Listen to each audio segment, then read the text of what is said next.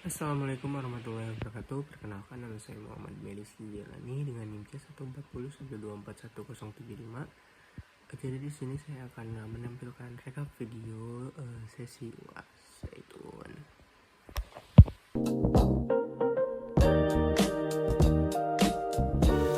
Halo semuanya, metode intramuskular adalah teknik menyuntikkan obat atau zat tertentu langsung ke dalam jaringan otot sehingga dapat cepat diserap tubuh. Cara ini sering digunakan pada ikan untuk aplikasi anestesi maupun hormon karena otot memiliki pembuluh darah yang sangat cukup banyak sehingga distribusi zat lebih efektif. Penyuntikan dilakukan dengan jarum yang diarahkan ke otot punggung atau bagian tertentu, lalu zat masuk ke jaringan otot dan memberikan efek sesuai tujuan perlakuan.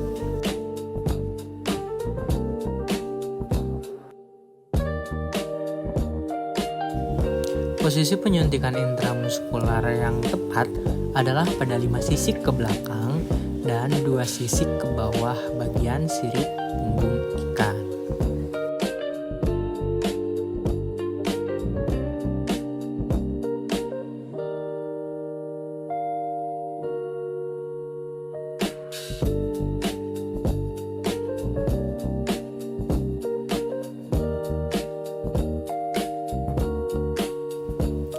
Kelenjar hipofisa pada ikan berfungsi sebagai pusat pengendali hormon yang mengatur berbagai proses fisiologis.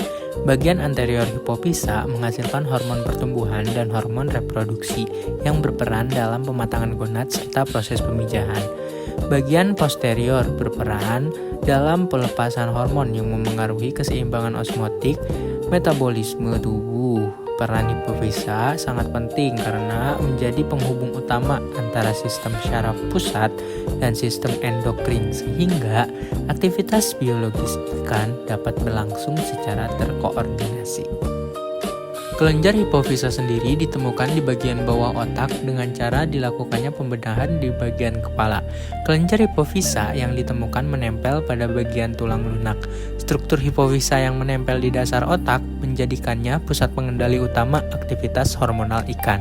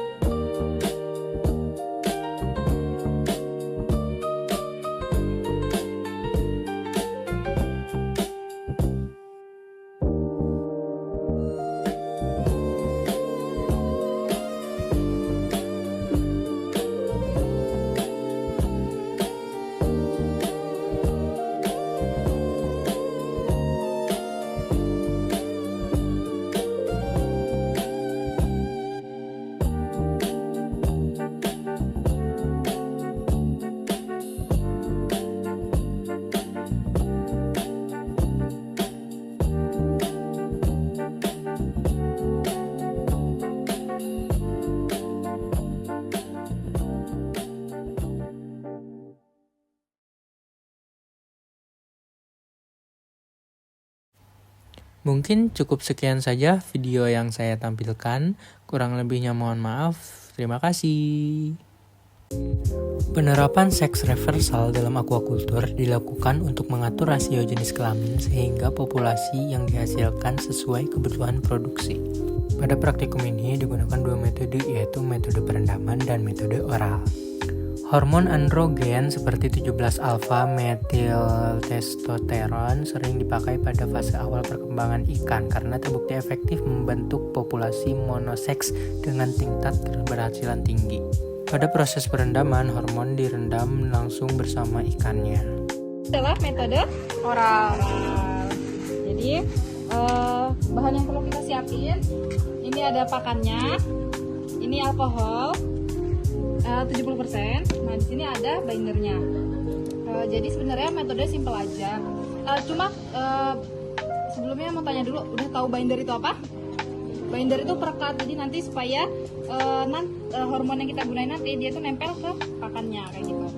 Jadi nanti biasanya itu hormonnya udah dicampurin ke dalam alkoholnya kayak gitu. Nah nanti caranya pakannya ini dicampurin binder dulu sampai udah rata. Ini misalnya dituang nih, udah sampai rata. Terus tinggal disemprotin aja sampai semuanya merata nih, udah tercampur. Terus tinggal kita tunggu 1-2 jam atau sekiranya sampai kering.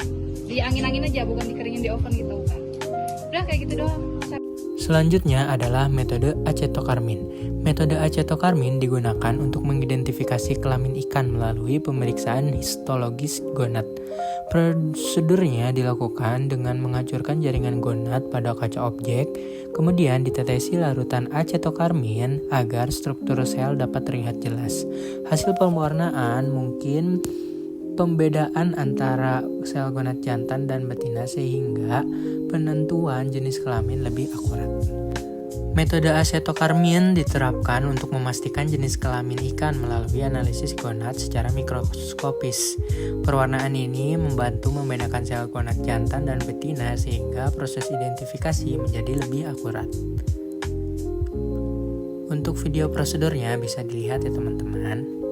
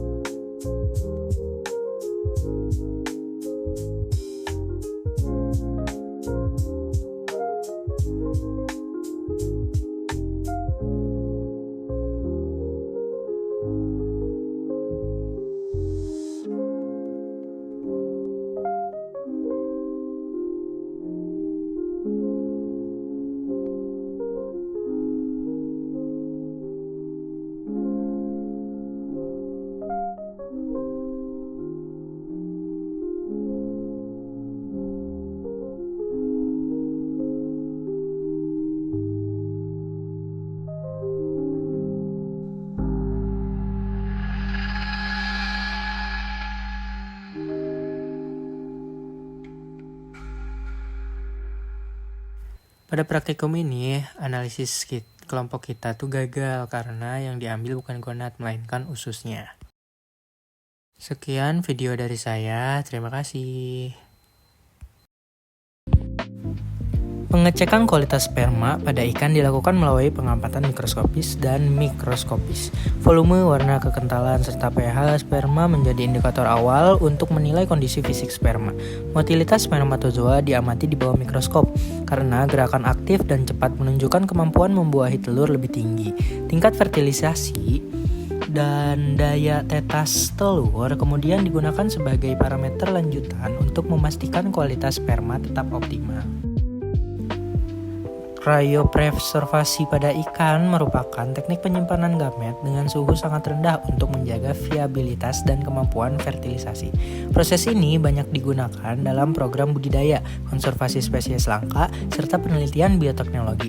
Keberhasilan cryopreservasi sangat bergantung pada pemilihan protokol yang sesuai dengan karakteristik spesies, termasuk penggunaan bahan pelindung sel dan metode pembekuan.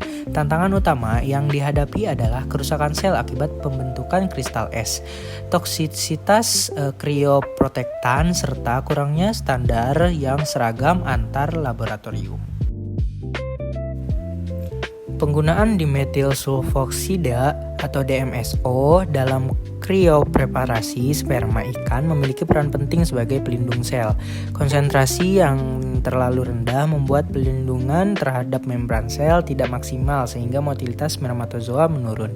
Senyawa ini mampu masuk ke dalam sel dan menggantikan air menjadi keseimbangan elektrolit agar struktur tetap stabil. Interaksi yang baik antara DMSO dan membran sel membantu mengurangi kerusakan saat pembekuan maupun pencairan, sehingga sperma tetap memiliki kualitas yang layak digunakan. Pengenceran sperma dengan rasio terlalu tinggi dapat menimbulkan ketidakseimbangan ion dan cairan di dalam sel. Kondisi tersebut memicu keluarnya ion dari spermatozoa serta memasuknya air ke dalam sel, sehingga komponen penting hilang dan fungsi sel terganggu. Akibatnya, motilitas menurun dan semakin memburuk seiring lamanya penyimpanan karena cadangan energi berkurang. Keterbatasan oksigen selama penyimpanan juga mempercepat penurunan kualitas sperma.